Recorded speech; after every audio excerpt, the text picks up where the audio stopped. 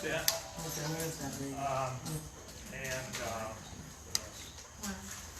I guess that's about it.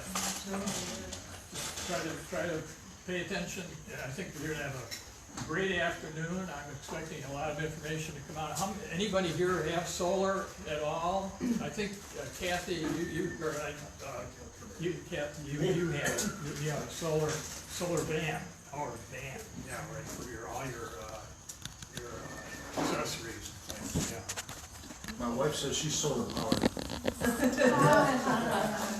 Usually out in the sun. So, anyway, I know John, Pauline, you guys are in.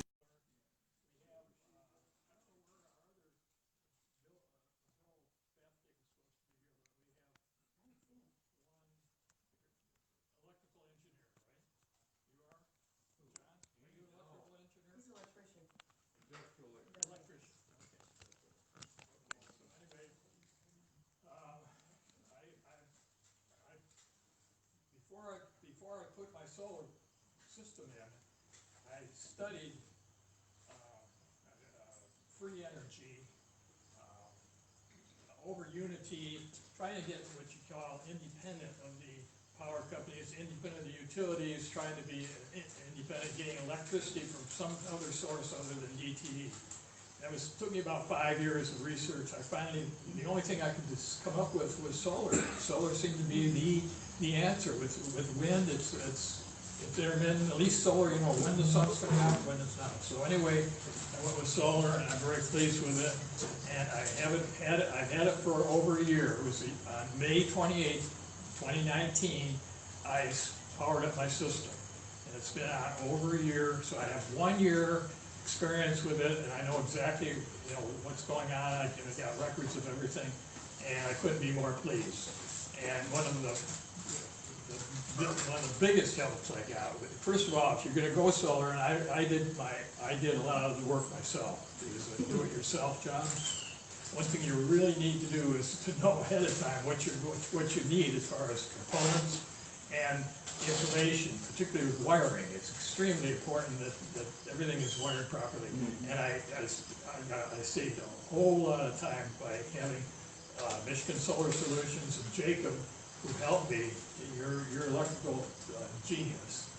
Without that information ahead of time, it would have been much more difficult for me. So I have nothing but praise and thanks and gratitude for Michigan Solar Solutions for what they did for me to help me get started and get on the road. So anyway, with that, I would like to introduce Mark Haggerty, the president of Michigan Solar Solutions. Can we give him a warm welcome?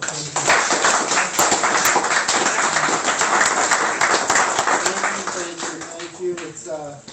It's rare that I get to talk in front of a friendly crowd, and what I mean by that is I'm a pariah in the industry. I started the company 13 years ago, not based upon the greening and the environmental attributes, which it seems like 99% of the industry is. I started it because of the vulnerability that electricity is to our daily way of lives. It's our Achilles heel. There are so many things that could happen to interrupt that it seemed imperative that people have options to do something about it. We, Michigan Solar Solutions, give you just a little bit more information about us and then I'll move on. We 13 years in business, we have 3 offices, we have 2 electrical engineers that are our off-grid specialists and our battery backup specialists. I know enough about them to probably answer just about any question you have, but they know much, much more than I ever will. So, that being said, there are 3 different basic types of solar arrays. There is a grid tie system which has 0 batteries. It has to see the grid to operate. The grid goes down. Within a millisecond, the system goes down. It goes down because it needs the grid as a reference to sync with the AC waveform of the grid. It just needs the grid to operate. So the next type is the battery backup for a grid tie system. It's called a hybrid. And what will happen is it'll act as a grid tie when the grid is up, but then the moment the grid goes down, it reworks itself. It creates a 60 hertz index so the system can keep running.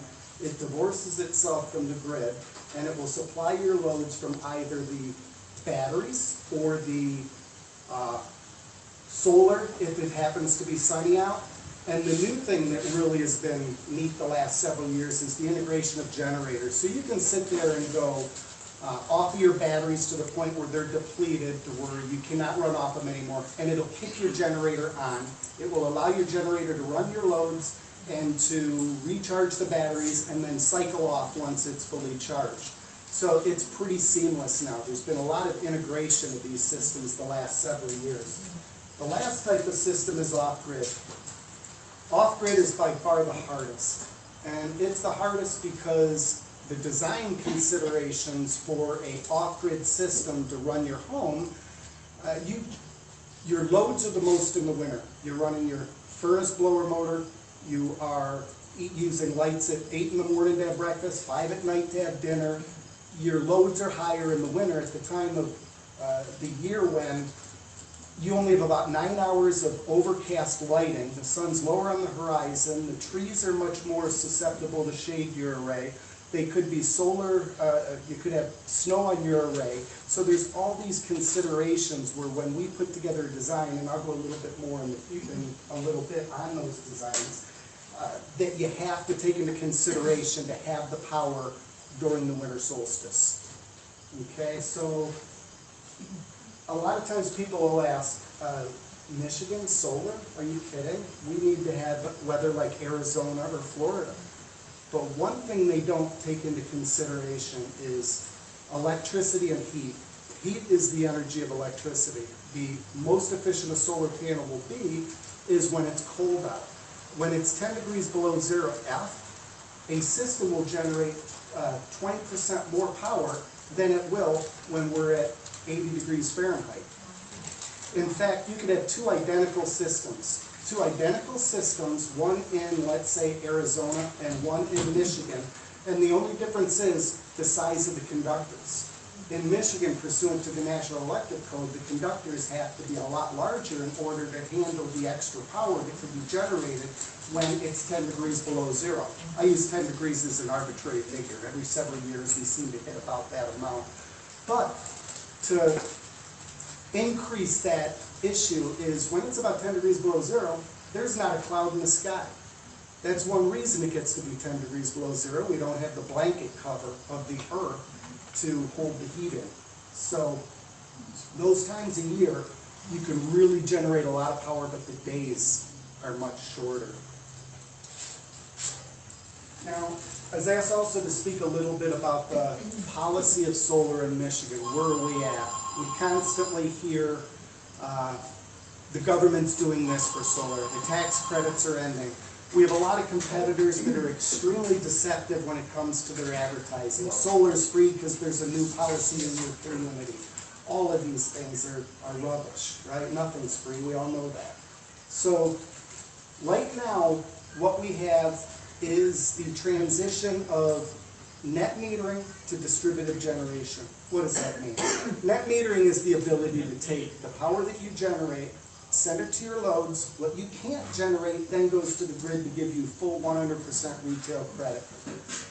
Now that has changed in DTE's territory already to distributed generation, which simply adds to that they no longer give you the 1-for-1 credit. They now give you a dollar figure for that electricity, which right now is about 50–60% of what you pay for it. So it changes the dynamic of designing a system to where we now need to look at your load profile. We need to look at when do you consume energy. We don't want to offset 100% of your usage if you're working out of a home from 7 in the morning till 6 at night and then you come home. If we offset 100% of your usage, you're still going to have a hefty electric bill because all the solar power is going to go to the grid. And then you're going to pull it off at night and then use your credits. Am I going too fast? Should I stop and ask credit or questions? Or? Yes, sir. Actually, I do have a question. If you have a solar system and it's connected to the grid, or let's put it this way, let's say you're totally off the grid, can they force you to sell your electricity to the power company? No, they can't at all, even if you are connected to the grid. In fact, the utility company's constant fight against what we do is hastening their demise. They've incentivized batteries, just by the transition of net metering to distributed generation. Now you have a financial incentive to add a battery to your system, and a lot of these new intelligent batteries, like the Tesla Powerwall, the LG Chem battery, a few of the other ones, there's a Solar, which is pretty cool. The engineers from Outback that didn't think they were being cutting edge enough started their own company that now is protected against EMPs and all kinds of other things. Solar is the up-and-coming company. But these batteries will program for two separate modes. One, self-consumption. Self-consumption is when you're producing the power, it's going to your loads, but suddenly you're producing more power than you need. It goes to the battery first and recharges it. So a scenario is, a day like today, let's say it's a little hotter, your system's kicking butt, you're pumping power to the grid, then all of a sudden a cloud covers the sun, your production goes down, your air conditioning kicks on, and instead of pulling from your solar array, now you need to pull some from the grid. With the battery designed for self-consumption, at that point it pulls from the battery. So all these back and forth all day long, the battery does that, and then the battery will be there at night to go down to whatever you programmed or we programmed. A lot of them will do 40% self-consumption, and then we keep the remaining 60% of usable capacity, towards, just in case the grid fails. Because if you have it for two modes, battery backup and self-consumption, you don't want to bring the battery down to zero at, it's 5 in the morning and then the power goes out. So, yeah, they cannot do that. Yes, sir. Why don't you clarify what you stated there about the solar was more efficient and the cooler, Yeah. the heat, like in Alabama would lose efficiency because it's too warm? Yeah, absolutely. There's a linear relationship to power output with the sun being equal. If you have 1,000 watts per square meter, which is the standard test condition for solar, 1,000 watts per square meter, let's say you put out 300 watts at 78 degrees F, which is about 25 degrees C, because the international rating is at C. So 25 C, which is about 78 F, 300 watts. Well, you go down to 10 degrees below zero, that 300 watt panel is now going to be putting out about 360 watts.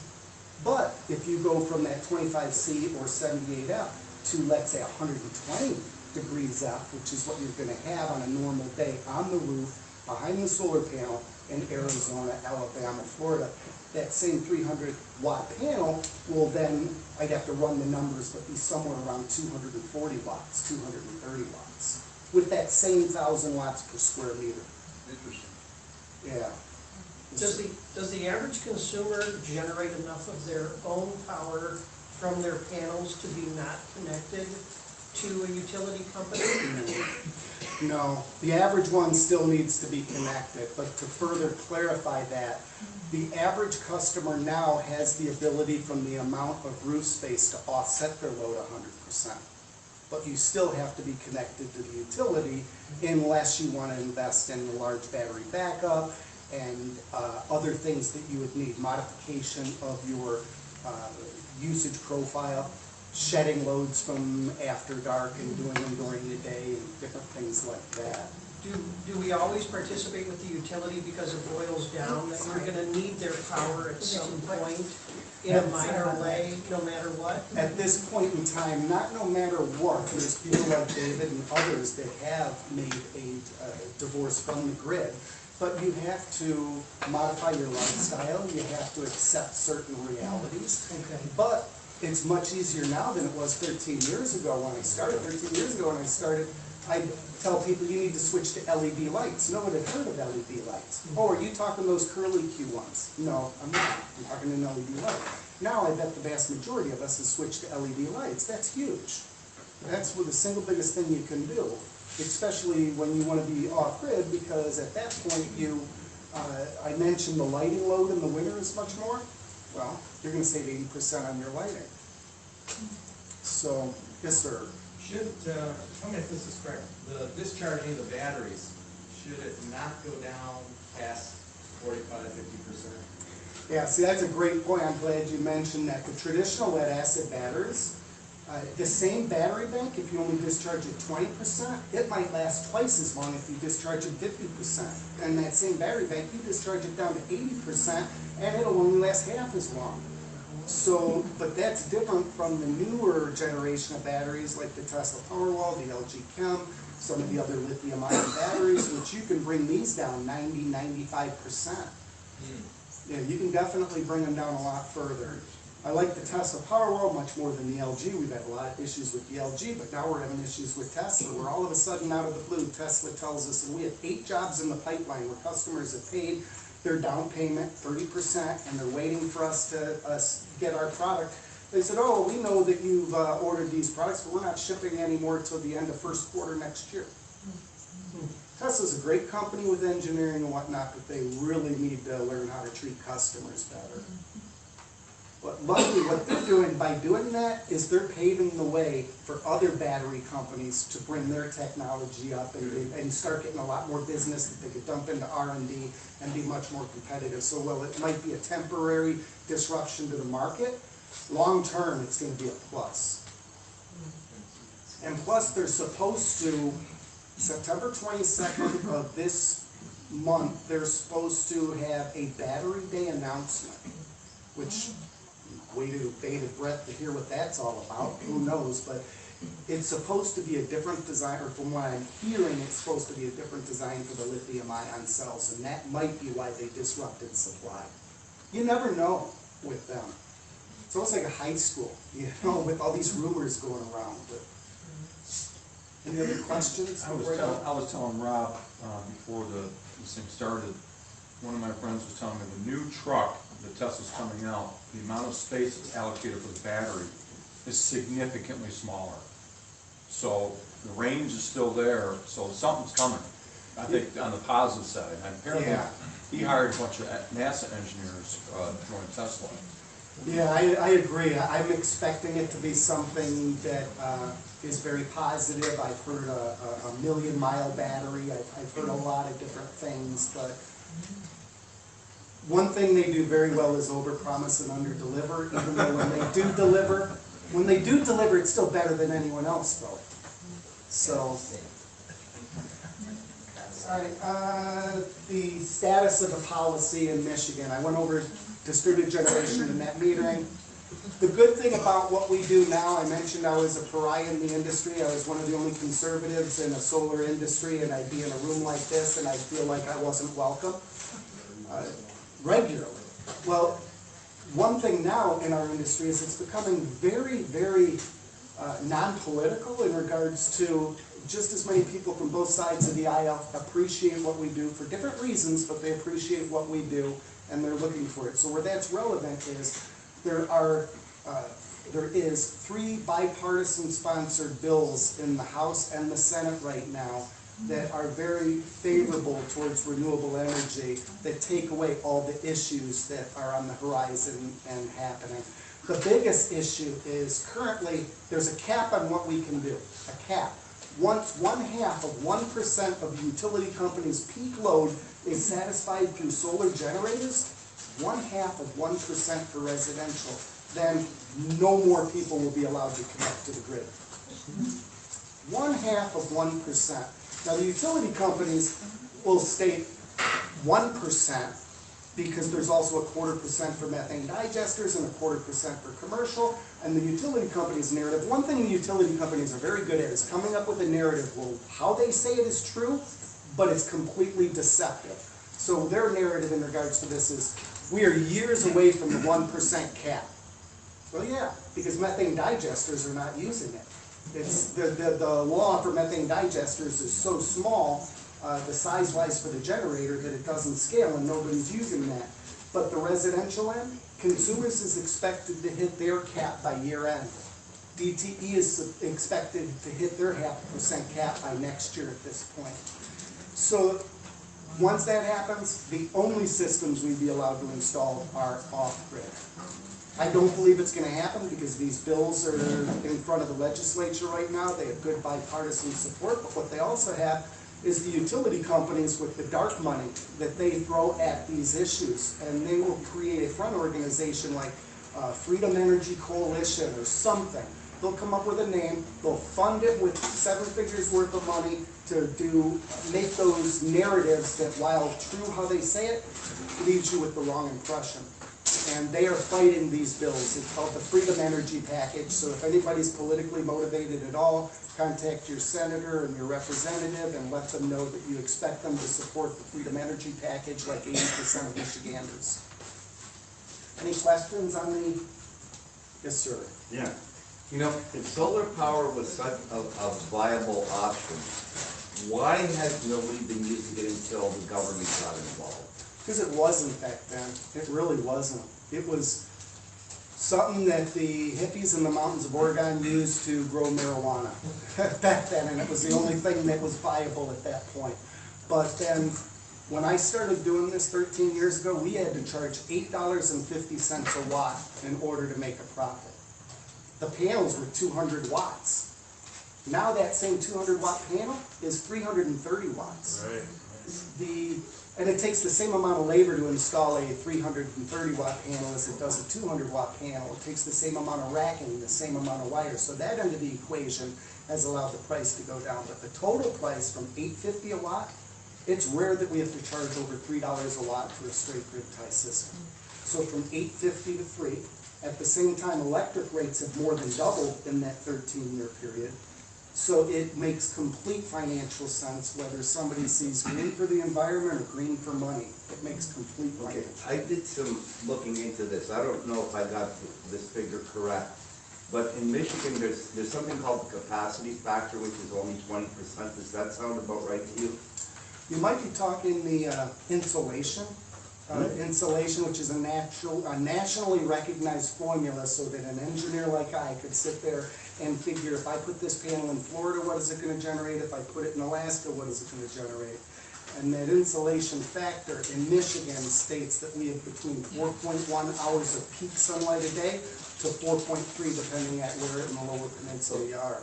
Okay, when you rate a solar panel for, let's say, for output, is that based on, let's say, Michigan sunlight, Florida sunlight, or sunlight somewhere else? Yeah, it's the insulation factor. The standard test conditions for a panel at our latitude in Michigan is 1,000 watts per square meter, 25 degrees C, and it is 1.5 what they call atmospheres, the amount of obscuration, where at 10 degrees below 0 F, there's 0. There's no impedance between the sunlight getting to Earth. So that's what we use. In Florida, they might use 5.6 peak hours of sunlight a day. In Alaska, they might use 2.3. So the figure that you get that's done by an engineer that does it right is going to be based upon where in Michigan you are. Panels are agnostic. They don't care where they are. They're going to sit there and generate what they could potentially generate. So if a panel is, let's say a panel is right on the border of Michigan, Ohio, and Indiana, one's on the other, so they're literally feet away from each other, 3 panels, but they're in different states that have different policies, different electric rates. One of them could be a brick and mortar building with 100 trucks, and the other's a poor guy trying to make it work out of his garage just because of the state policy and the value of the electric rates in their state. So is the exact same solar power rated differently in Michigan as opposed to, let's say, Florida? It's rated the same, but the inputs of the metric that you use to determine your output are different. Florida will have about 5.6 hours of peak sunlight, or about 4.1 to 4.3, depending on the. But isn't it more than just peak sunlight? It's also direct, like, you know, how, you know, at the equator, Sure. during the equinox, you get the most possible direct, you know what I'm Yeah, trying to say? exactly. Now, 1,000 watts per square meter is noon at the equator, and that's the internationally recognized portion of the formula that has to be used. So in our latitude, we're more about 800 watts per square meter on a sunny summer day. So there are other factors. There is the angle. On an off-grid system, we might want to be up to 57 degrees. On a grid tie system, we might want to be 30 to 35 degrees. And it's just knowing what you want, knowing what you have. When I first started doing this, east and west exposure did not make financial sense. Now it makes complete financial sense. We, in fact, we have net zero office in Riverdale, where we generate every bit of electricity we use to heat, cool, and run the building. And with that, I forgot where I was going on this, another senior moment here. But anyway, we switched over to split units for the air conditioning and for the heating. But the point I was going to get to was we placed panels on the northwest exposure. That would have been not sacrilege, but would have been stupid years ago based upon the electric value of electricity, the efficiencies of the system and whatnot. But anybody that's interested, I could show them real-time output of those 6 panels after I'm done speaking. It's, yes?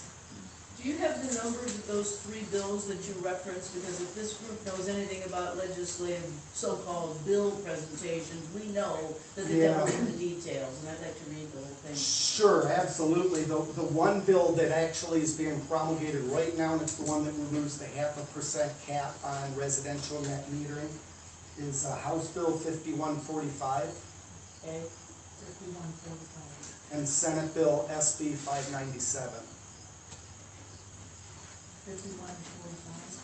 5145 and Senate Bill 597. 597. Yeah, that's the one that's up for right now, but if you reference the Freedom Energy Package, they're all like 596, 597, 598. Right. They're all tied sequential. together. Yeah. Yeah. Okay, thank you. The net zero, yes, sir. Well, I was gonna ask you got anything that like follows the sun? Yeah, years ago, the trackers made a lot more sense than they do now. They have, for several reasons. The cost of the panels, when we had to charge $8.50 a watt, you needed to get as much as you could per panel output in order to make it pencil out. So it didn't matter that you were buying a mechanical piece of equipment that needs to be serviced, will eventually break and whatnot. It made sense financially. Now panels are so cheap that it makes more sense to put up a couple more panels, Just point them in different directions. get rid of the mechanical piece of equipment that's gonna need service and maintenance and whatnot, and you'll have the same output. If you have enough space. If you don't have enough space, it still makes sense. But back then, there was only 2 different types of trackers. There was the ones that had a photo cell, like a photo cell on each corner that sat there and gave a digital value, and it would move until the values were the same. Or it had a ballasted Freon type of system, a tank on both sides. It would heat this one up and send the Freon over there, so it would literally ballast. But they only work when the sun is out. When the sun's not out and it's diffuse lighting, does it matter if you have a tracker? But here's on a day where you have a lot of sun and then you have a lot of shade, then a lot of sun, a lot of shade, you're gonna have the array trying to compensate. And you've ever driven by 94 Firekeeper Casino and seen that row of trackers, solar trackers? There's always 1 or 2 pointing towards left field. They're never all pointing in the same direction. It's it either needs service, it's broken down, or the ballast tank, something's wrong with it. So it's better if you have room just to put up a few more panels. Then you don't necessarily have to be perpendicular to the sunlight to get the power out of it. They don't have to be, but the more perpendicular you are, the better. That's why when we want to do a off-grid system, we want to be closer to 57 degrees is optimum. Anything's doable, but that's optimum. When it's grid tied, 30 is fine. Because what we're doing at 30 degrees, we're being perpendicular to the sun at the summer solstice when the days are much longer. 30 degrees to the horizon, or? It's, 30 degrees on, 30 degrees from straight up. So not from the horizon, no. Yeah. Yes, sir. When you say that you're generating, say, 1,000 watts per meter, that's per square meter of panel? That's not what we're generating, that's the metric used for the formula of what's the system gonna put out. Standard test conditions is 1,000 watts per square meter, which is noon at the equator. It's 25 degrees C and 1.5 atmospheres. So when we design a system, those are the formulas, those are the inputs. Yes, sir. Yes. Okay, you mentioned panels on a roof. If panels are on a roof, and there is a heat factor involved, wouldn't some of the absorbed heat from the roof, cause like efficiency loss in the generation. As opposed to, let's say that they're sitting out in the open and they're mounted on posts, you know, on the ground. And so there's air circulation around the panel, which Yeah, would allow. that's a real good point. In fact, a system around here, we go about 3.5 inches off the roof deck. When you're out closer to Arizona, New Mexico, Southern California, they want to be closer to 5 inches, so you get that almost like a chimney effect, the cold air coming in the bottom going out the top, but still, you're right. You could have two identical solar arrays, both 30 degrees, both shade-free, both facing true south. One is on a roof, one is on a ground mount. The ground mount will produce more. Because the air can blow against the back, keep it cool. You don't have the radiant heat from the attic. In fact, when I eventually can build my home that's going to be off the grid, one of the things I'm going to do is preheat the water for the home, for the hot water needs of the home, via running a PEX tube grid on the back of the solar panels that are on the roof, which will help pull the heat off, make them more efficient, and reduce the load to heat that water. Cool panels, things, huh? Yeah, there's a lot of stuff like that that's cool that you can do, and some people are, but it's some cool stuff. But at the building in Riverdale, some of the other things that we're doing, we put in solar tubes. Has anyone ever heard of a solar tube? It's like a parabolic lens, sits on your roof, 12, 14 inch, whatever. Install them, yeah. And it has a very highly reflective tube. And then you look up at the ceiling and it looks like any diffuser, looks like any light. Where's the light switch for this? There is no light switch because it's the sunlight. People are very amazed at how much light comes out of those.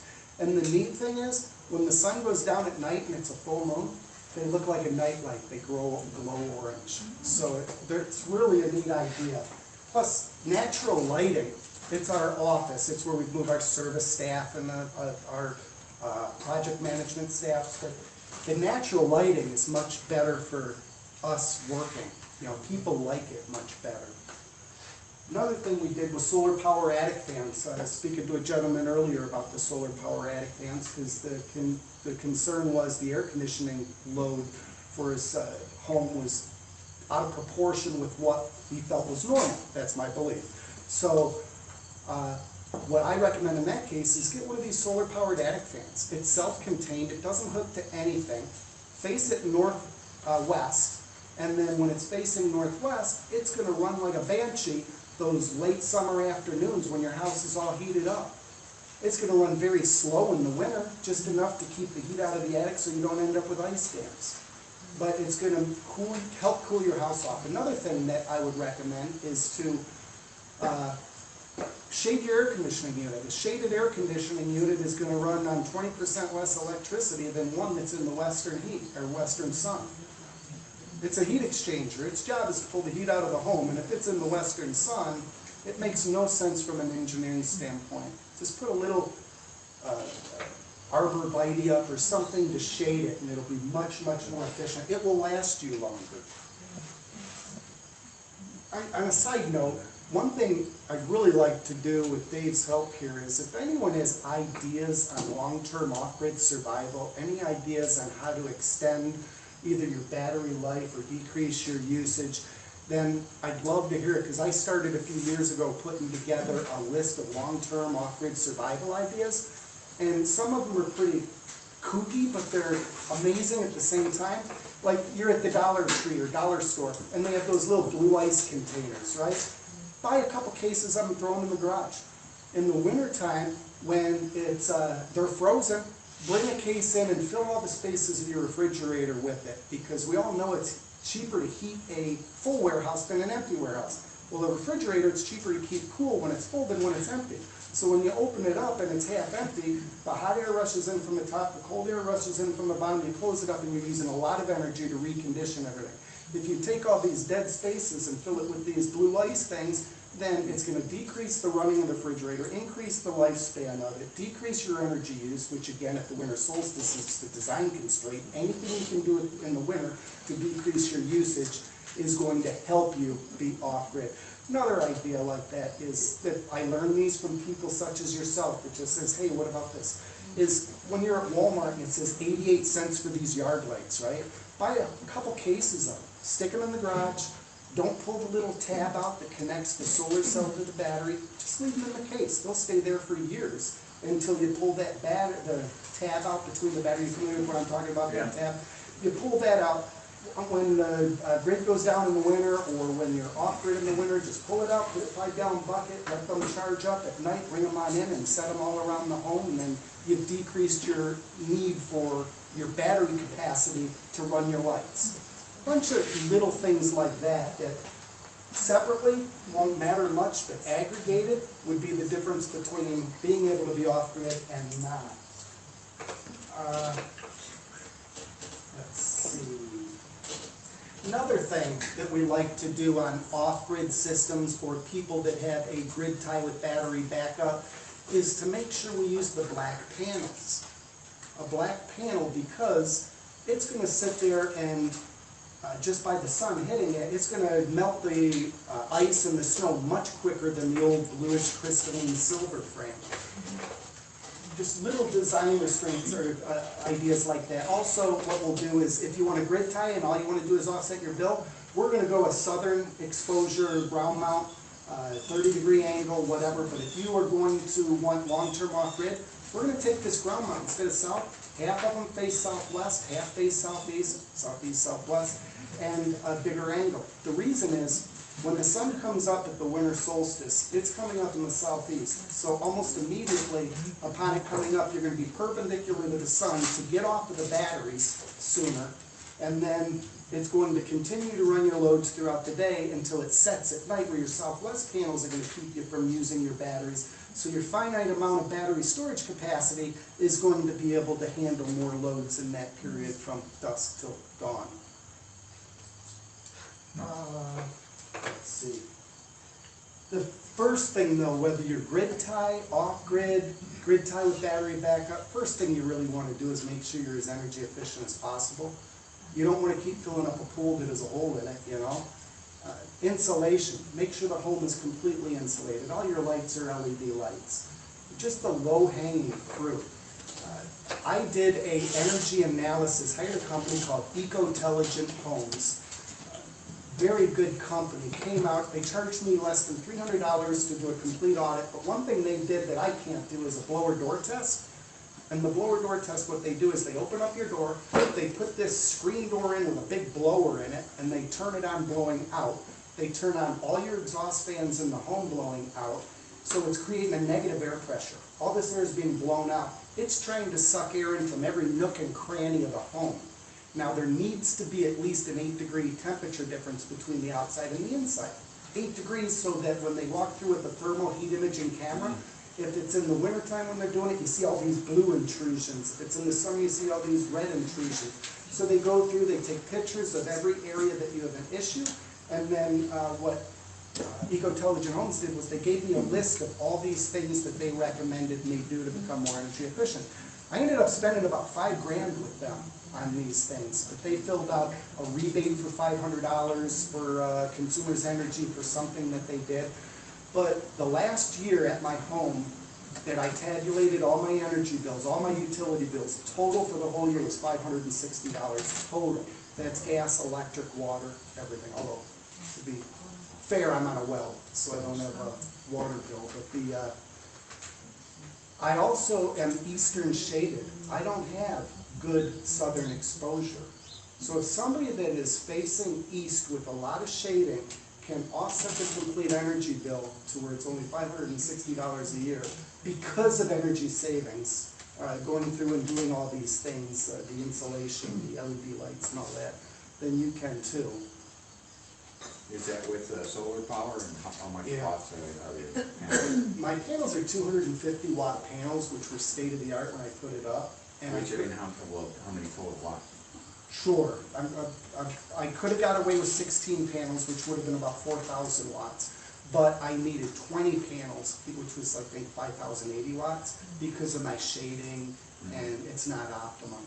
So I had to add 25% more to my system just because of my shading and it being east of this. So you have like a 5,000 watt inverter or something to kind of manage that? I have micro inverters, which micro inverters were state of the art back then, but they had a very high defect rate. I've had a 20% failure. So back in 15, we switched to, we being the company, I still have the micro inverters on my house, switched to optimizers, a solar edge system. And it's a much better system. I like the monitoring better.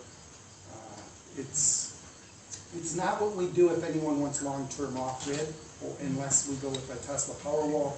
And it's definitely not something we go with if somebody wants off-grid period, no connection to the grid. For that, we go with either solar, Outback, or something like that. Yes, your question? Did I answer it? Okay. I'm still thinking. A big justification for solar is if you're off-grid, and the cost of bringing the grid to a location can easily justify the solar. It's amazing how much it could cost to bring power to a home. We don't have a month go by where somebody from Consumers Energy's territory doesn't call us up. They want $32,000 to bring power to my home. Yeah, you're trying to keep people from moving in rural areas. It's all part of this, 2021. Yeah, they got the hidden, well, I guess it's not the hidden. There's always agendas, right? Yeah. It makes no sense. 35,000, 32,000, 25,000. We've heard all of these figures just to bring power to the home. And they say it's based upon how many poles you need and how far you are from a portion of the grid that they can tap into. Well, they want people to develop certain areas and stay out of the other. And they're going to screw themselves again, hasten their demise by doing that, because when they started doing it, off-grid was really not an option for the average person. Very soon it is for the average person. It is now for a good sector of the population an option. Yes, they do shoot themselves in the foot. Looking forward to that. Yeah, they are constantly on a regular basis. Are you able to take this in a phased approach, meaning start with completely grid, then add your batteries, then off-grid, like take it in manageable financial chunks in a way? Yeah, any one of those three systems, you can definitely, three being grid type, battery backup, and off-grid, can be taken as a phased approach, but you would want to be completely 100% on the table with the design engineer and let them know. It's a stepped approach or something? Yes, and quite frequently what happens is phase one then is more expensive because you're going to want to put in the head-end equipment for the items needed to facilitate phase two, phase three. Otherwise, if you don't do that, then you're replacing an expensive piece of equipment with a more expensive piece of equipment. Yes? Panels. Okay, I've heard great solar is great. And I've heard about these new panels that have, they're intelligent, they have like a chip or something actually in the solar panel. And it has to do with keeping your, because normally, throughout the day, you're gonna have peaks and valleys, with the sun exposure, et cetera. Okay, so the newer panels supposedly have the ability of keeping your power steady. It actually makes the whole system more efficient. What's your Yeah, the Grape Solar is a Chinese company that has a relationship with Costco. And when you go into Costco, sometimes you'll see the sign for Grape Solar. Grape Solar is not necessarily a bad panel. I'm not saying that. But all the panels are better than they used to be. The ones you're referring to, and there's a lot of these that they're coming out with and saying, oh, we've got the best panel because of this. We've got 5 bus bars instead of 3. We don't use these 5 1/4" cells. We shingle them to fit more surface area. So, but what you're referring to is either an optimizer or a microinverter, depending. And a lot of the manufacturers now are mounting microinverters at the factory so that it's called an AC solution, an AC panel. Instead of DC coming out of the panel, it's then AC out of the panel. Really? I thought Grape Solar was made in the USA. I bought a couple of them from Home Depot. It's pretty deceptive. It is, you gotta look at made in the US or assembled in the US, because what most of them did to circumvent the tariffs that were implemented, the 30% tariff on solar panels a few years back, a lot of them just started sending all the parts here, and then they just put the final frame assembly on it, or they put the final junction box on it, or they put the final terminals on the junction box.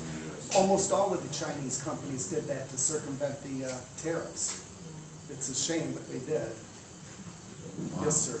Yeah, what do you do, like, if you have a roof-mounted solar system and you get a leaky roof or you have to reshingle it? You have to take it down. Wow. Yeah, and it costs about $100 per panel to do it. So we don't recommend people putting them on roofs that are over 10 years old. And if you have a new roof, that's the perfect time, of course.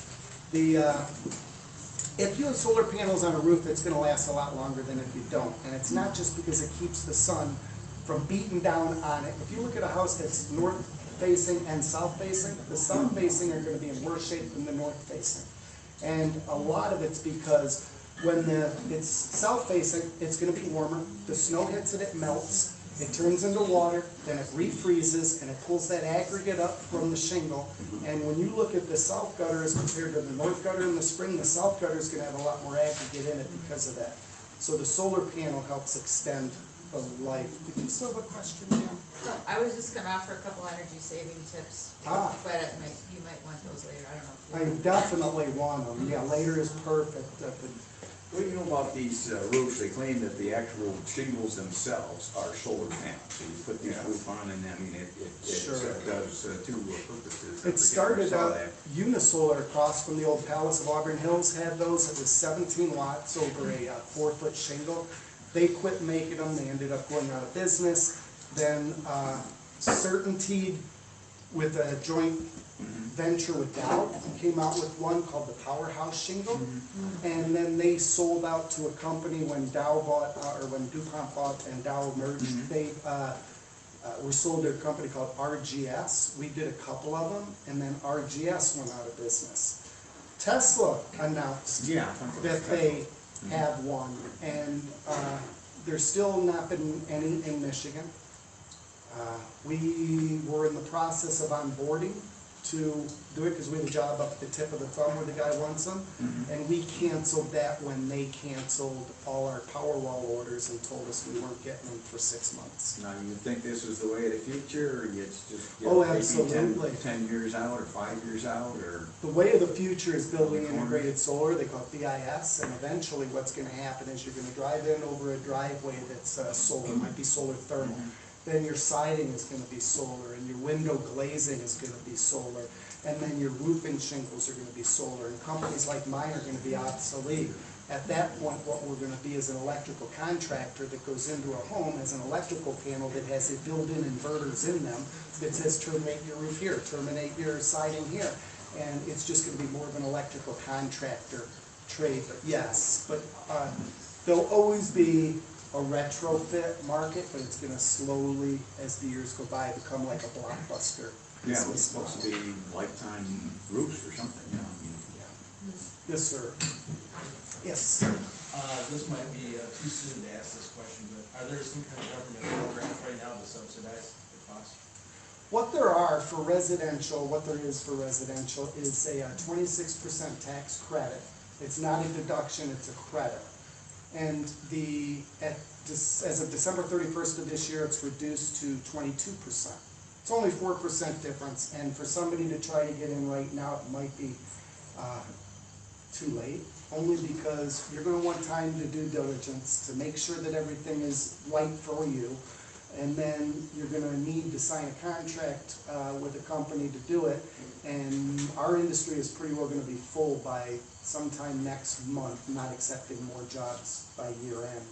It's just with consumers ending net metering, consumers energy ending net metering at the end of this year, the tax credit went from 26 to 24, 22%. We're all filling up quickly. You'll find somebody that will say they can do it, and just like when the tax credit went from 30 to 26%, there's gonna be a ton of people that are mad because the contractor did not fulfill the obligation. And it's only 4%, And if you have the ability to take your time, do some energy saving recommendations, make sure the system's designed correct for you, and wait several months, chances are the system parts are gonna come down a little bit or become a little bit more efficient. I wouldn't hasten it. Yes, sir. Mark, can you give us a cost price differential based on a 2,000 square foot home from passive solar from A to B to C, where you're completely off grid approximately? I can answer that question in a few ways. First of all, a 2,000 square foot home could have a natural gas furnace, a natural gas water heater, natural gas stove, natural gas dryer, or it could have electric of all of those. Okay. A natural, or 2,000 foot home could have 4 teenage daughters like I had, or it could have just somebody that's a miser like me when it comes to electricity. So there are so many variables. The square footage of the home really does not, for me to comment on something for 2,000, it would not do justice. But what I can say is the average cost of these things, the average cost of a grid type system for a customer is going to be somewhere between $16,000 and $24,000. And that's before the tax credit, and that's turnkey, that's no extra fees. A grid tie with battery backup is going to be somewhere, and this is with a Tesla Powerwall, it's gonna add about $13,800 to that. And then off-grid, it's pretty hard to even guess off-grid because maybe you're not willing to live in the conditions someone else is. But we have some we've quoted for residences that are $250,000. They're the people that have the money that aren't willing to substitute. And there's some, and it was somebody in Madison Heights a few years back, that it was only, I'm trying to remember, $3,600. But they already had the battery bank, they had the generator, they were just charging the batteries with the generator throughout the day, and then we came and added solar on an east and west pitch so that they had much more of the production for the span of the day. Yes, sir. If you were thinking that you might possibly be moving out of your house in, say, a couple of years, what would you say to someone thinking solar at that point? Sure. This is where I This probably might also be for Janice, this question too. I normally don't sound like a salesperson, but this is probably where I'm going to sound like one. Is if you're moving out of your house, you're going to be looking to move into a house. If you were looking at houses and you saw 3 of them and one of them had solar with next to no electric bill and the other 2 didn't, I think you'd give that one a second look, or at least look a little. Well, I would. Yes. My question is, and it's for her too, what about the general public? Because what I learned, because a couple of year and a half ago, we sold a house and bought a house. And Janice did a great job. But I realized during that process that a lot of people really have totally different mindset. What they see as value and what I see as value. Absolutely, and I think one end of the spectrum might be pools and the other end of the spectrum might be solar. That's why I sound like a salesperson, but I fully believe that.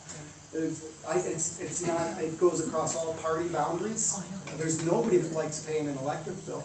Everybody would rather spend $150 to go out and take the family out to dinner one night a month than to pay their electric bill that's kept their house lit, their refrigerator running.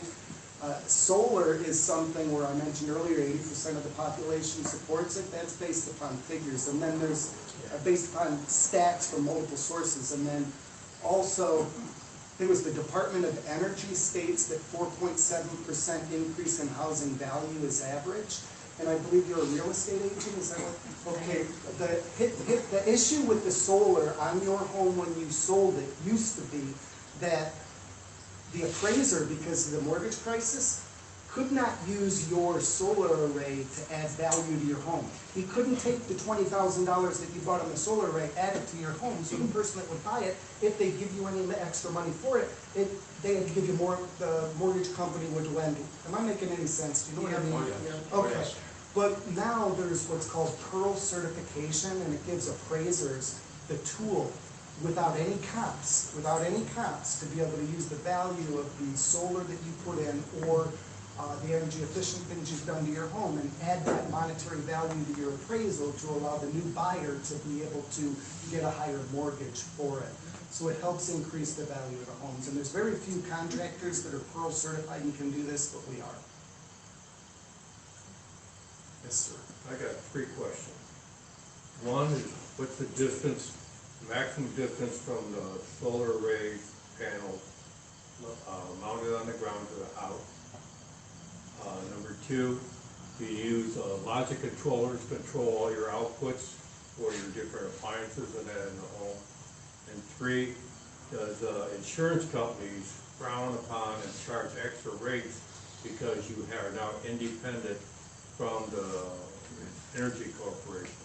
Okay, I'll start at the newest question and work my way back. How's that? Insurance companies years ago didn't know how to deal with these things. And we actually had one customer get canceled because the insurance company thought that they were a utility now.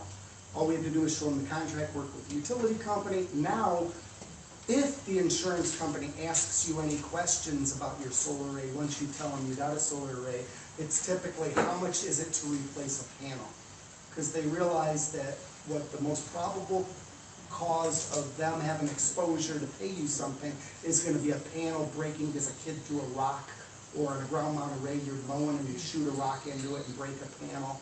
So that's the only question that they typically ask, and I've been asking customers for at least the last 2 years, if your insurance rate increases, please let me know, because I have not heard of any customer in the last few years that have had their insurance rate even go up. They just put a rider on the policy. So that's completely different than it was years ago. The next question was the logic of it and the controlling of the loads, right?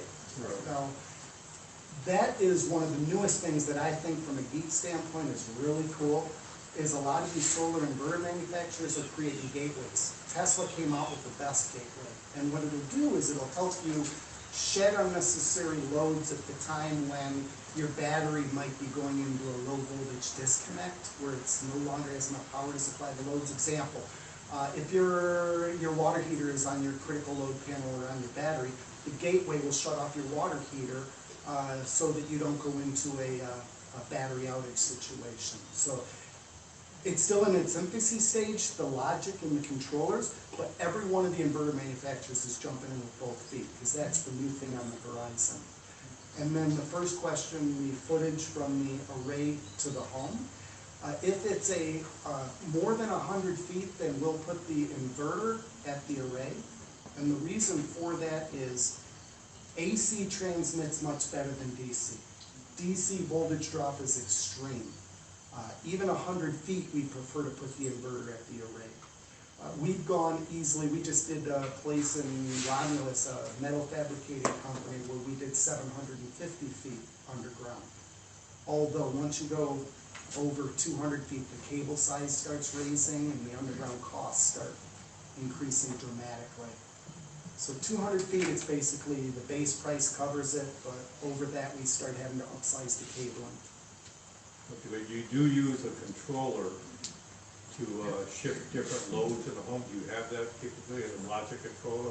We do through a company called Enphase and through Tesla and Solar. They're through right now, but they're all like generation 1. So yes, we do have the ability with one of those 3 manufacturers to do that, but I would expect that next year Rev 2 will take care of some opportunities. Yes, sir. The ROI on these systems, if you're spending $35K and you're gonna save $200 a month, aren't I supposed to have 30 years ahead of me in order to really? That's what it used to be. We used to sit there and I should have started this when I people. was young. I know the technology wasn't there, but No, if you started it when you were young, I think you would be in the same place as somebody jumping on board now, because if you paid $8.50 a watt back then for something that wasn't as efficient, with all the other things that we had to deal with, when you deal with the ROI, I need to take some assumptions. Let's say you're the optimum. Southern exposure, you are 30-degree angle, you are in Consumers Energy's electric territory, which most of us aren't, we're probably in DTEs, which it's a little bit less than DTEs. You are going to have at least a 12 to a 14% annual return on investment. Now, how long until it's paid for? Then variables start creeping in that I don't have control over, and I can play games with numbers. Consumers ask for a 14.2% rate increase next year. Are they gonna get it? Probably not. They'll probably get an 8 or 9. But how do I know what they're gonna get the next year, and the next year, and the next year? And when you have something that's warranted for 25 years, which the majority of the components are, to ask when do you get your money back, I don't think is a fair question. It should be your annual return on it. That should be the question. Okay. And the annual return, we used to have to stretch to get 6%. And now very easily, 12 to 14 with the optimum. Now when you have east or west, it's gonna be about 20% less. So instead of 14, it's gonna be about, what was that, be 11.6, 11.6, something like that. It's still very good, relatively speaking. And that is gonna go up. That return is gonna go up when electric rates go up. Yeah. Yes, ma'am. There's a return on your health and safety and survivability too that you can't factor into it. And the increase in value of your home, which 4.7%, or I believe that was it from the Department of Energy. But really, the value of the home increase is what somebody's willing to pay, right? You know that better than I do. So, yes, sir. Mark, what motivates you to go completely off-grid, even in your new house? Knowing I can do it, knowing because of talking to groups like this, all the ideas people have come up with. Somebody told me, and this is one of the neatest things I've heard recently, is the intake air for your furnace, and what you could do is use geothermal for that. Put a like a 6-inch pipe, 72 inches below the ground, run it a couple hundred feet up, then come up out of the ground 4 or 5 feet, and then that way, if you have a wood stove, which a wood stove without any sort of makeup air or scuttle is going to be a waste. It's going to be pumping all this hot air out of there, creating negative air pressure, pulling in every bit of cold air from every nook and cranny. But if you have a means to bring in this air that's going to be at about a 50, 55 degree temperature by doing that, when it's 10 degrees outside, it really helps. There's so many things like that that can be done. But speaking of that, that reminded me of something else, an energy savings idea. One of the first things when people go solar is, I want to get rid of my natural gas appliances. I want to get rid of my natural gas appliances and go all electric. Well, then you're going to have to increase the size of the solar array substantially, but there's one item that I'd recommend going electric first of all, and for good reason, and that's the dryer. Your electric dryer. Or if you have a natural gas dryer, it's going to be pumping hundreds and hundreds and hundreds of cubic feet of air outside, creating a negative air pressure, pulling all this dry, cold air inside. When if you have an electric dryer, Menards, Home Depot, Lowe's, they all sell these dryer kits, and you can just set up a little flapper valve on your vent pipe, and then have it go into your wash basin sink, into this bucket that's your dryer vent kit. You can only do it with a electric dryer though. And then what that does is it not only takes all this warm, moist air and pumps it into the home at the time of the year that you need it, but it also keeps, more importantly, it keeps all the negative air pressure from sucking the air in, causing these drafts we feel in the wintertime. Yeah. Have you heard anything with like a generator backup type system, whether it be diesel or, out of the diesels, they last a lot longer than your natural gas or Yeah. gasoline, sometimes as long as, 10 times the life. The biggest thing with generators in the last couple of years is how companies like Solar and Outback and now Tesla and soon to be Generac, surprisingly Generac, who's been hounding a battery system that they have, their solar battery system cannot interface with the generator. That bewilders me, but it doesn't. But what they'll do is they'll sit there and run your loads on the solar. When the solar's not there, run it on the batteries. When the battery's been depleted to the 50% for lead acid or 95%, then it kicks the generator on. We have to use about a 9 kW generator to do this because the inverter's going to be an 8 kW. and then it will supply your loads, and then it will control it completely, turn it on and off as needed. And we've done both diesel, natural gas, and propane, all. But you rig it in, so you got the solar, and if the solar's not keeping the battery charged, then the generator kicks in. Yep, And that exactly. would be, maybe off-grid as opposed to where you have the power company kicking in. Anybody that's off-grid, I definitely recommend doing that for sure. That's the only way, because you have the redundant backup. So the last thing you need is a charge controller to go bad when it's 10 degrees below zero, and it's your only means. Yeah, I think it's Ramson or something, had a nice diesel generator, 6,500. And get one that you can use old diesel with and not the new diesel, so you can make biodiesel. And that's what I would do. Be making my biodiesel or a gasifier. Has anyone heard of a gasifier? Yeah. That's a technology that they had. They actually used during World War I, gasifiers. And it's something we could all do, and you could, but basically, a cheap gasifier is you get a 55-gallon drum, build a fire in it, you get a 30-gallon drum, you get the lid on it, and you have a hose coming out of it that you fill it up with debris, branches, leaves, grass, whatever. So you close it up so it can't get oxygen in it, and you put it in the 55-gallon drum, and as soon as it hits a certain temperature, then it gasifies it. It puts out a gas that's combustible. And then you take that, you run it reverse through a radiator to cool it, because once it cools, the molecules are tighter together, and then you can run a generator off of it. So you can sit there and run your generator off of your gasifier. So this is a liquid or a gas? It's a gas. So It's it's a like gas. running on natural gas. Yes, exactly. And there's a YouTube video of a guy that took a flatbed truck, and he's got this on the back of the truck, and he's running his truck down the road on this gasifier. It's pretty cool what some people can do. Let's see. I want to reiterate that anybody that wants long-term off-grid survival, the winter is the design constraint. Everything that you want to do is going to be optimized for the winter. Refrigerator, okay. Oven, yes, sir. Going back to batteries, what's the problem that you see with going to lithium ion? Batteries can go down to nothing. And is it the expense?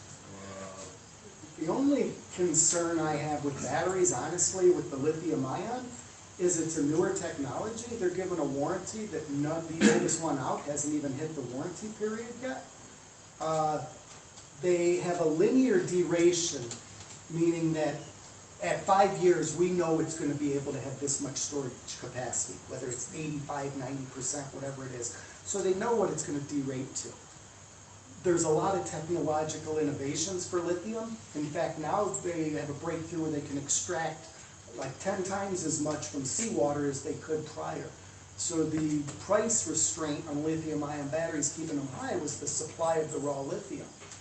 Now that looks like that's going to be fixed. Sounds like Tesla's going to announce something else for it.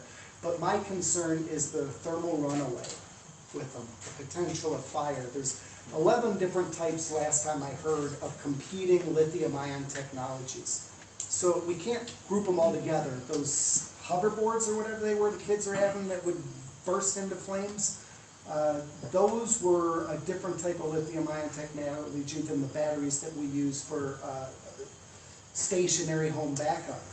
But the code, which the codes are completely lacking, the next version of the National Electric Code are going to have other requirements for them.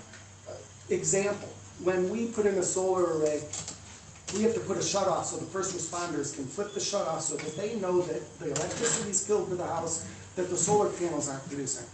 Because the panels are sitting there not making a noise, and they're producing power.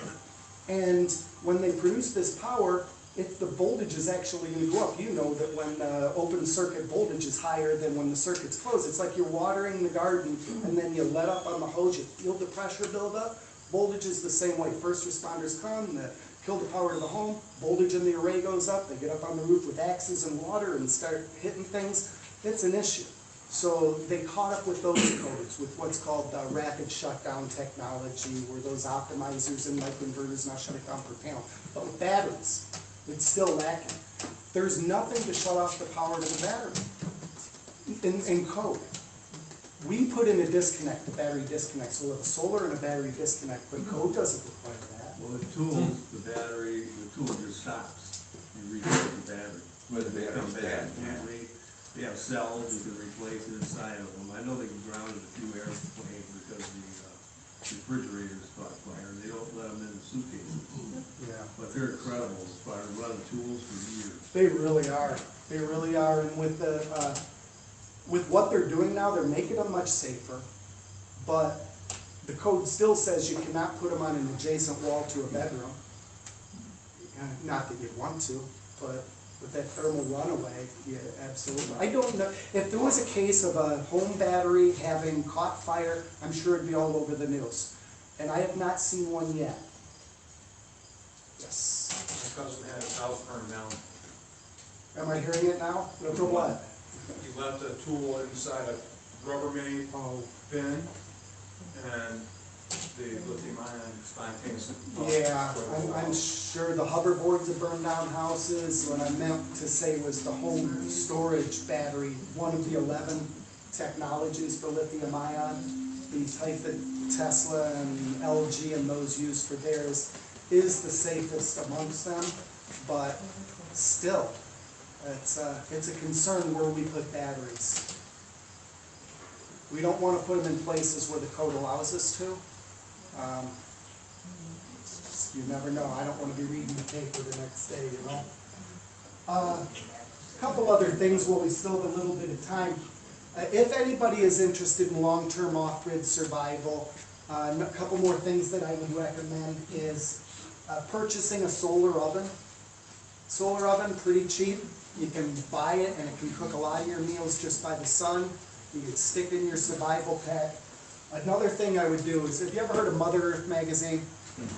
All right. Mother Earth magazine now, for I forget what it is, $34, will give you a thumb drive of every issue from 1975 through 2019. And when if the grid goes down and the internet goes down and all of that, you will be glad you have a little battery to run your computer to look at this thumb drive, because that has just about everything that you would ever need on it to increase your standard of living in an off-grid scenario.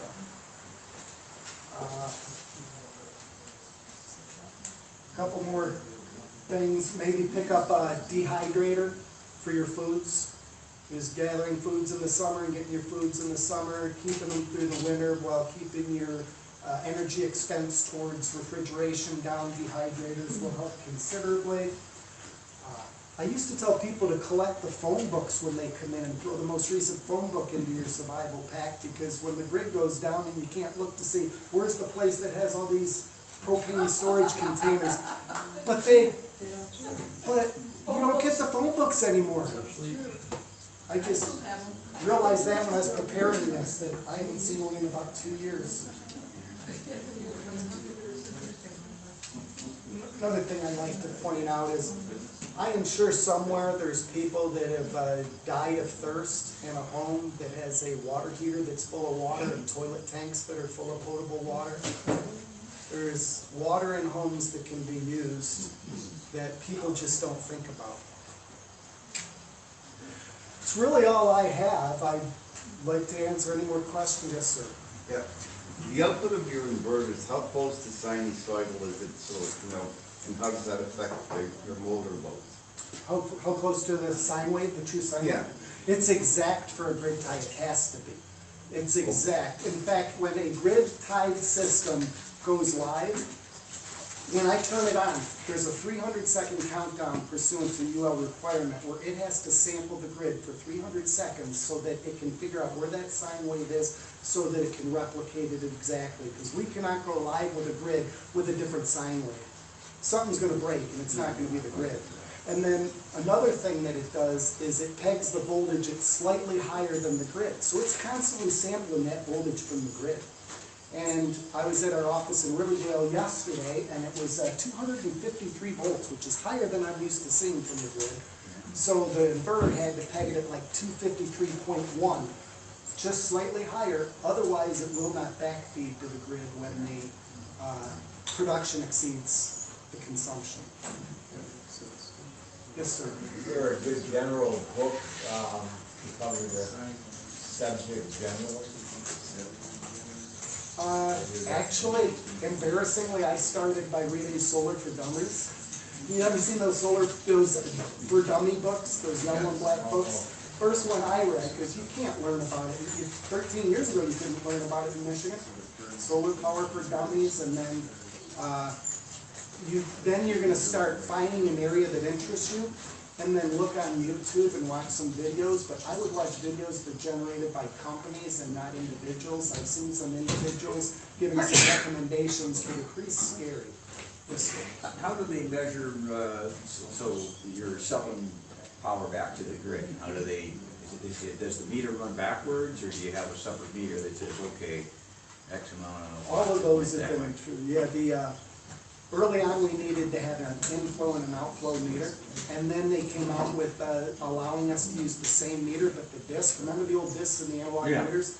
We have some videos on our website of some of the systems that went live during that, and it's going forward, the power is being pulled, and then the system 300-second countdown ends and it goes live, and it starts spinning backwards twice as fast, and you can hear the homeowners in the background, look at that, look at that. And it's pretty exciting to see. Taking dollars off our bill, but then that would be a dollar for dollar thing, and they're only giving 60% at best. Now they're not, now they're not giving a full, so you want to minimize that. You want to use your power more when the sun's shining than when it's not, but still, if for a straight grid tie system, the 60% is still cheaper than the batteries, the charge controller, the maintenance, and the other, especially when you're able to shift loads towards the sunlight hours. But I don't think I answered your question.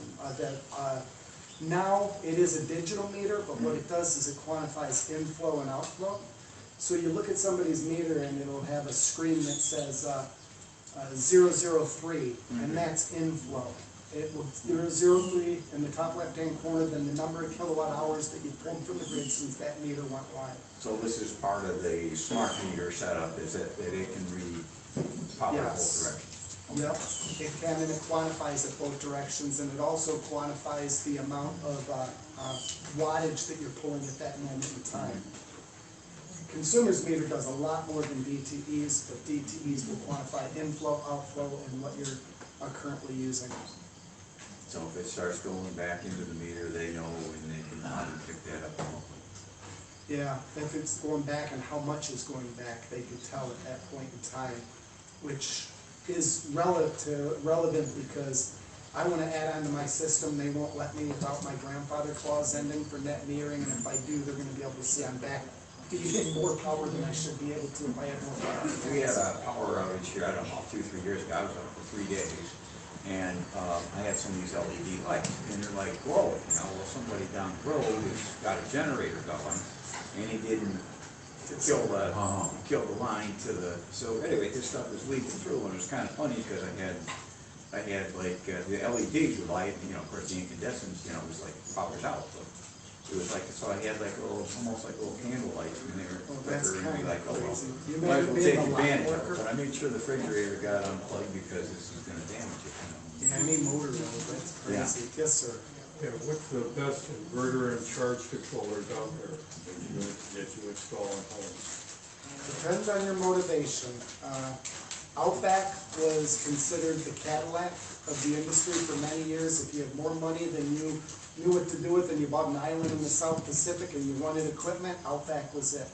But then a few of their engineers decided that they weren't addressing EMP concerns, electromagnetic pulse concerns from a sector of the market and other things, so they created a company called Solar that has EMP hardened equipment, and they also, Outback keeps the inverter separate from the charge controller, separate from the other components, so you end up with a board. We'll take about a 4x6 3/4 inch plywood board mounted to the wall, and all the equipment mounts on that. Solarc is a very clean looking box, everything in the box, which is good and it's bad. If you have an Outback and you have a charge controller go, then you replace the charge controller. If you have a Solarc and your charge controller goes, you replace that box. What do Dave have here? Outback. Okay. Are the two priced about the same? Yeah, until you get into the EMP hardened. Yeah, as soon as you get into the, yeah, About the same? Okay. yeah. They are. The Outback is more flexibility. If you don't have any 240 volt loads, you only have 120 loads, then Outback's the solution. If you have 240 volt loads and you have a lot of them, Solar's the solution because their inverters will handle more. Is there any difference in the, what they call it, dirty electricity or the sine wave. the transients on your power lines in your home between the two inverters? Yeah, you had an engineer looking at that, didn't you? Yes. Early Yeah, on? I've been, Yeah, and I'm trying to remember the exact. Outback, he thought had more than he thought it did, but it had less than. at that time, we tested about 6 different inverters, and Outback produced, Outback, it's a switch mode, because you're getting DC coming into it, and then it has to convert it into AC to your home, so that's what causes the dirty electricity in your home. So we tested about 6 inverters, and Outback, it was the best at that time. But what about the solar, the one that you're talking about is? I really am not 100% sure, but we do have a communication direct line to their head engineers. So if you would like to pose that question and send it to me, I would definitely forward it and get it back to you from their engineers. Absolutely. That would be interesting. They're, as any company that's up and coming, they're pretty friendly to try to get us the information as we need it. Yes, whoever was first. I was gonna ask if we could do a walking tour of what you have in Action for us visual learners on the teacher. See how yours actually works, you know, to put together the words with the visual after we're done. Yeah, well, we're gonna take a tour of my system. Cool. So I haven't seen it. I've seen pictures. We've talked about it for years. Well, I got my ground on back there, and of course the inverter and the charge controllers and everything are in the battery bank. Have you ever seen this system here? So we'll, Just pictures. We did a lot of, we helped them with a lot of work, but it's mainly on the engineering side, on what components are compatible, which ones aren't, and best practices, but we never invoiced anything or performed any real work. it was information that I really needed, because I was guessing, no matter how much research you do, at some point you're guessing with the solar panels. Jacob recommended wiring in 3 in series rather than 2, and I was going to do it 2, and it makes a big difference. Yes, it And does. so that kind of information is just priceless when you're trying to put this together. Yeah. 2 questions. All right. If you go solar, the more you can rely on used DC, the better off you are. Yeah. I started talking about houses of the future, I think, and things that they do. Right. I see a DC backbone and an AC backbone. So that brings me to my second question. What DC voltage is best to use, work with? Yeah, it's the lowest possible considering the footage runs. Probably 24 or 48 volt DC. 24 probably because you can find 24 volt DC bulbs, but you can't find 48 volt DC bulbs. So there's a lot of back and forth to find the sweet spot for it. But 24 volt, when we've done off-grid lighting systems, 24 volt is what we've gone with. LED bulbs are all DC. They have to be switched to AC for you to operate them in the home. Computers are all DC. They have to be switched to AC for you to run them in your home. Many of our components are all DC, but since we're an AC society, we have to switch it. So, and when you switch it, there's a loss in inversion. The inverters are much more efficient now than they used to be, but still, even if it's 2, 3, 4%, that's 2, 3, 4% more just by switching to DC for those power. So you really need to rewire a facility that you're with the solar. Yeah, that's why it's a new house. When I build my first new house for myself, I'm going to have a gray water system, a potable water system, a DC backbone, an AC backbone, and 2 sources of heating. So, yeah, it's cool when you're a geek, you know? It is. And Janice, did you want to make a brief announcement on your?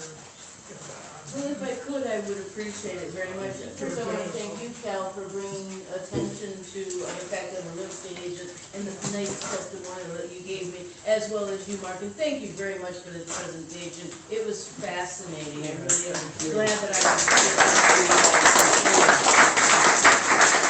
I thank David for putting this together, but I also want to thank him because he gave me a referral to a customer who has a totally off-the-grid house in Clarkston, Michigan. It's a long story. The first time I brought a buyer to a house that had solar panels was in about 1998, and we all kind of laughed about it. We're not laughing anymore. This house in Clarkston, it's 2,900 square feet or more because there's a bonus room. But she has engineered, she's a structural engineer, the seller is. She did not want a smart meter when they wanted to force her to get a smart meter in 2014. She spent $70,000. She has 14 solar panels on her roof, 2 wind turbines, a gigantic generator under her deck, and a battery bank in her basement. She is totally off the grid.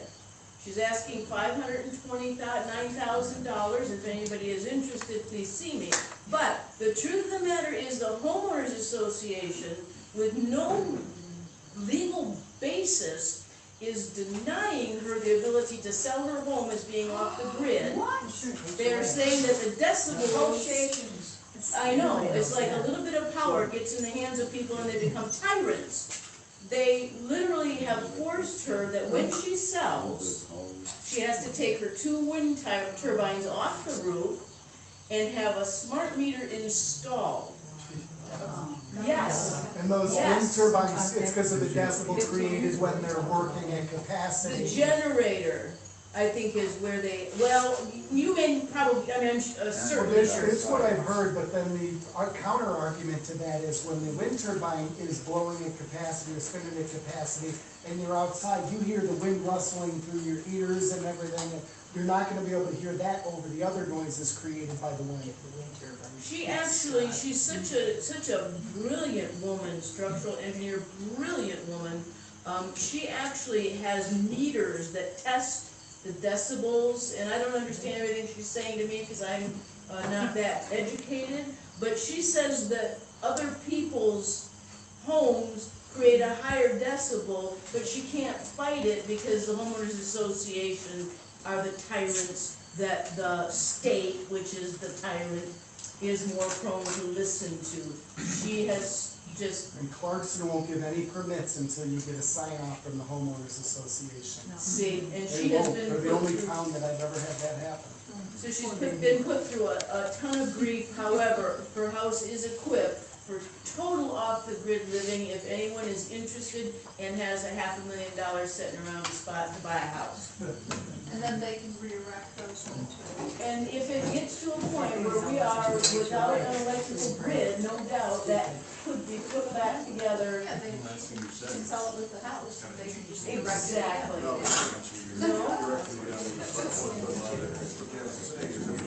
Okay, the pizza and salad will arrive in about 15 minutes.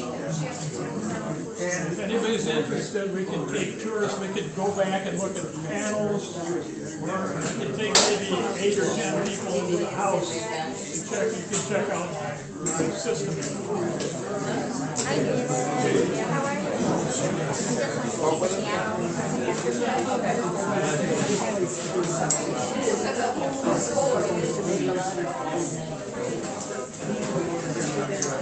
doing?